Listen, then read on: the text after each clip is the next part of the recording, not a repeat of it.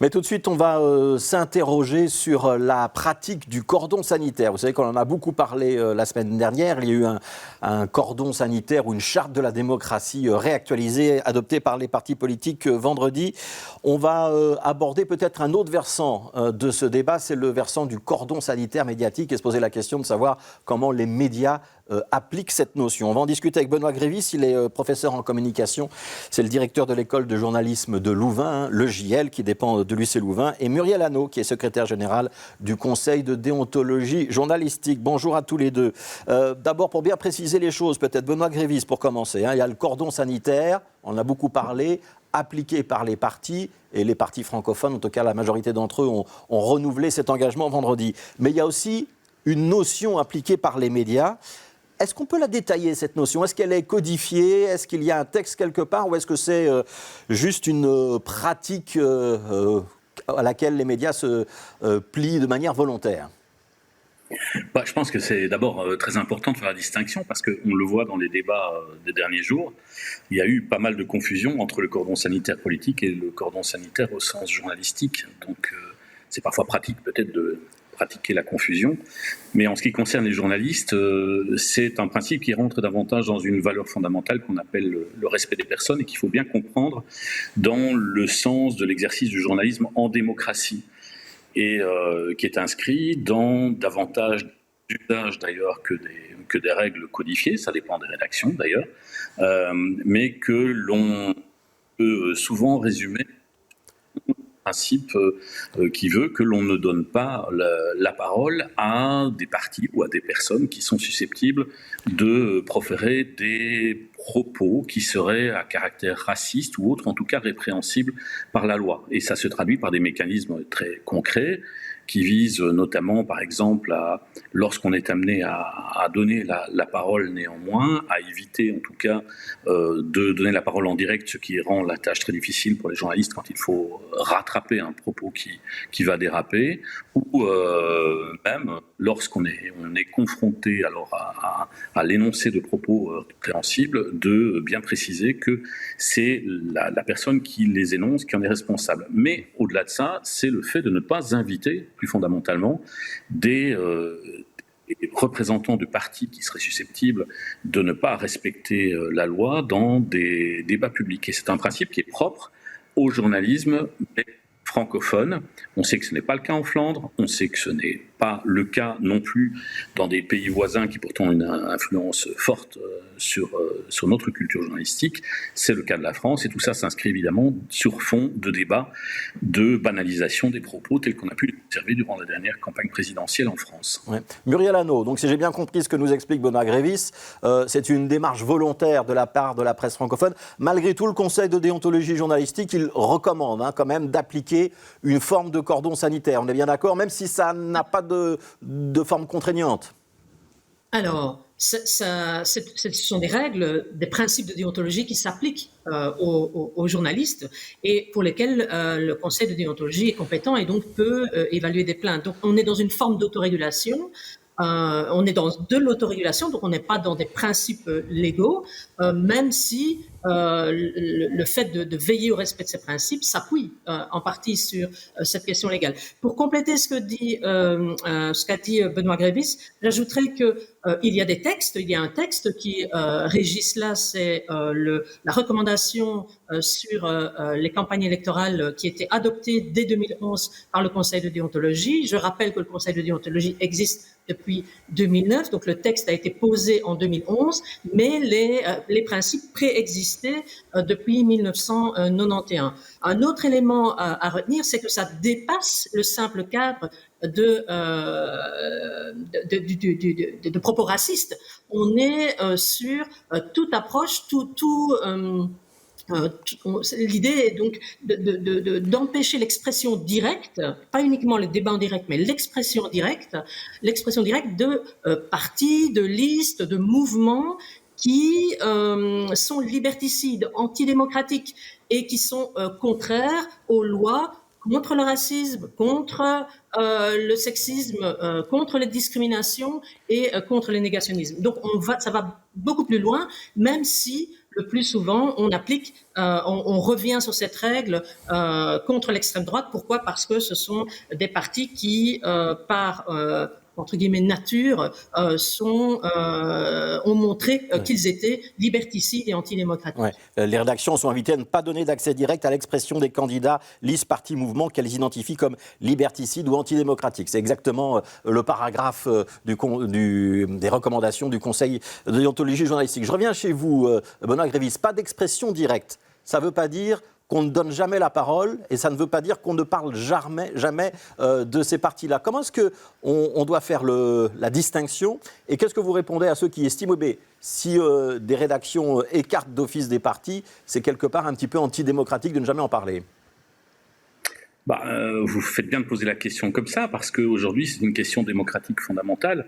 Alors, il y a d'une part des recommandations, il y a des rédactions qui sont même encore plus précises dans leurs normes, mais le débat est évidemment beaucoup plus fondamental aujourd'hui, parce que cette question, elle est tranchée, on l'a dit, diversement, selon les cultures et les pays, et il faut comprendre qu'elle met en balance deux valeurs fondamentales. D'une part, sa liberté d'expression des opinions, et on peut se poser légitimement la question de savoir pourquoi les journalistes auraient le droit de se poser au-dessus de certains types d'opinions. C'est une question légitime. Et d'autre part, l'autre valeur, c'est évidemment le respect des personnes, et ça s'inscrit, comme je le disais tout à l'heure, dans le cadre du combat pour la démocratie. Et on sait à quel point elle est contestée et mise en danger aujourd'hui. Donc, quand certains, comme vous le dites, contestent aux journalistes le droit de savoir pourquoi les uns parlent et les autres ne parlent pas, on touche du doigt évidemment aujourd'hui une question journalistique fondamentale qui en France est incarnée par toute une série de mouvements sociaux, mais on voit du côté anglophone aussi qu'on le pose autrement en disant mais est-ce qu'il n'est pas normal de donner une oreille, donner un porte-voix à ce type d'opinion? La question renvoie évidemment à la manière dont, beaucoup plus globalement, le journalisme traite des faits sociaux et politiques. Alors ne me faites pas dire ce que je n'ai pas dit, évidemment. Les valeurs démocratiques sont fondamentales en journalisme dans nos pays, et le journalisme est là en démocratie pour défendre ces valeurs également, mais ça pose quand même la question de savoir comment, soit le journalisme aujourd'hui, et c'était le débat en France, banalise des propos en donnant un accès aux médias et en direct, pour reprendre le critère important, mais aussi comment, dans le même temps, on rate complètement la manière de parler de réalité sociale et politique qui devrait s'inscrire dans le cadre démocratique. Alors j'ouvre une porte énorme, mais c'est la question fondamentale aujourd'hui, au-delà du dispositif que l'on réifie, que l'on simplifie parfois simplement dans le dispositif lui-même ou dans des recommandations qui sont plus qu'honorables et nécessaires, mais qui ne correspondent peut-être pas toujours aux impératifs réels. Muriel Hanot, je vous pose cette question parce qu'on vient beaucoup de parler d'accès en direct, et donc on fait référence beaucoup à l'audiovisuel là, dans cette disposition. Est-ce que ça veut dire que pour la presse écrite, il n'y a rien qui s'applique,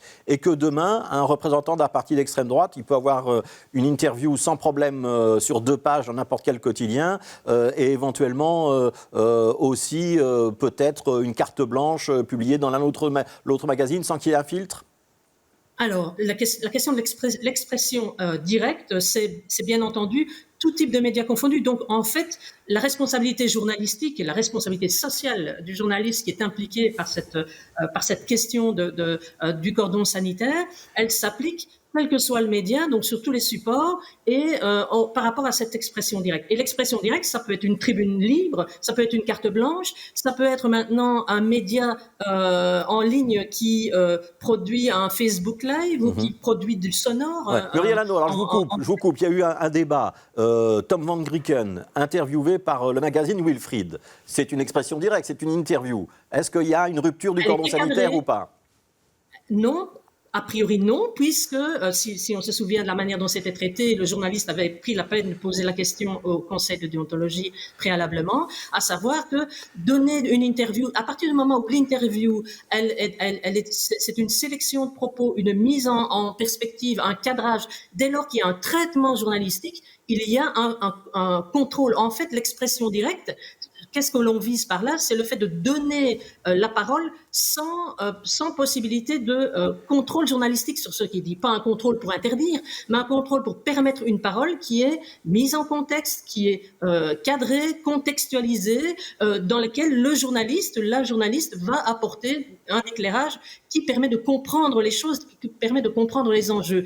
Pourquoi comprendre ça? Parce que l'objectif du journaliste n'est pas de faciliter la prise de parole ou les propos qui sont liberticides et antidémocratiques. Il est d'essayer de comprendre le monde dans lequel on vit. Et donc, dès lors que ces personnes dès lors que ces partis, ces mouvements, ces listes visent à jouer avec les règles de la démocratie pour y mettre fin, il est normal que les journalistes ne laissent pas la place à cela. Alors, c'est pour ça que, et c'est souvent un malentendu, on pense que le cordon sanitaire vise à interdire la parole. Mais le cordon sanitaire n'interdit pas la parole. Il demande simplement d'éviter de donner cette parole, cette expression directe, de pouvoir la cadrer, de lui donner un traitement journalistique, en fait. Et donc, ce n'est pas interdit que Wilfried interviewe le Vlaams-Belang. Oui, mais donc pas de propos bruts de décrochage, une recontextualisation, et éventuellement on écarte certains propos qui pourraient tomber sur le coup de la loi. Oui. On est à la fin de ce débat. Je suis désolé, il n'y a jamais assez de temps dans une émission de télé. Je voudrais juste une dernière question, Benoît Grévis. Est-ce que ça a encore du sens quand on a Éric Zemmour, Marine Le Pen, tous les soirs à la télévision française, et qu'on sait que ces émissions-là font un gros score d'audience en Belgique francophone? Ça a du sens dans la réalité sociologique et politique belge, parce que ça tient encore, en fait, en Belgique. Mais si on le prend d'un point de vue, évidemment, ça ne tient plus, parce que la question n'est pas tellement dans le dispositif, elle est plutôt, si on va la prendre à la racine, comment les médias parlent-ils, défendent-ils, contribuent-ils à la démocratie aujourd'hui? Et un dispositif qui est dépassé par lui-même est évidemment, d'une certaine manière, plutôt nuisible. Il n'est pas dépassé encore pour l'instant, ce dispositif belge francophone? Je ne crois pas. En Belgique francophone, évidemment, la montée de l'extrême droite ou l'absence de montée de l'extrême droite ne tient pas qu'à ce seul facteur, ce qu'on a un peu tendance parfois à entendre en réduction dans certains discours. Ouais. Merci beaucoup, Benoît Grévis, et merci Muriel Anneau d'avoir participé à ce débat.